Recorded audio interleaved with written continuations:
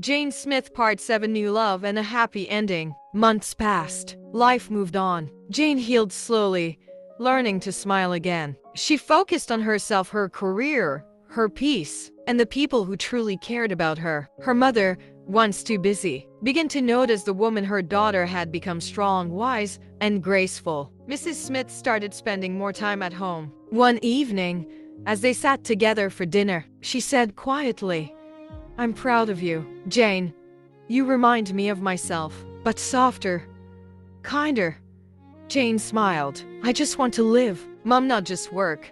For the first time in years, they both laughed. One rainy night, while driving home from a business meeting, Jane's car suddenly stopped near the bridge. The street was quiet, rain pouring heavily. Before she could step out, a group of boys approached rough, shouting, trying to rob her. Her heart pounded, fear freezing her in place. Then, out of nowhere, a car pulled up behind her. A man stepped out, tall, confident, fearless. He rushed toward the scene and shouted, "Leave her alone." The robbers ran off immediately, disappearing into the dark.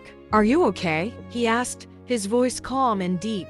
Jane nodded, still shaking. "Thank you," she whispered. "You just saved my life." He smiled gently. "I couldn't drive past and do nothing. My name's Michael." "Jane," she replied, her heart still racing. That night, he followed her home to make sure she was safe. And from that moment, something beautiful began. Michael was different, kind, understanding, and never impressed by her wealth. He respected her boundaries, supported her dreams, and reminded her that love wasn't supposed to hurt. Months later, Jane introduced him to her mother and to Jenny's family. Everyone loved him instantly. Even Mrs. Smith, who never liked any man near her daughter, said, "He's the kind of man I prayed you'd meet, brave, respectful, and real." A year later, Jane and Michael got married in a small, private ceremony filled with laughter and tears of joy. Jenny stood beside her as maid of honor, and her mother walked her down the aisle, whispering, "You've finally found what money can't buy, peace." As she stood beside Michael, wearing a simple gown and the small necklace Jackson once gave her,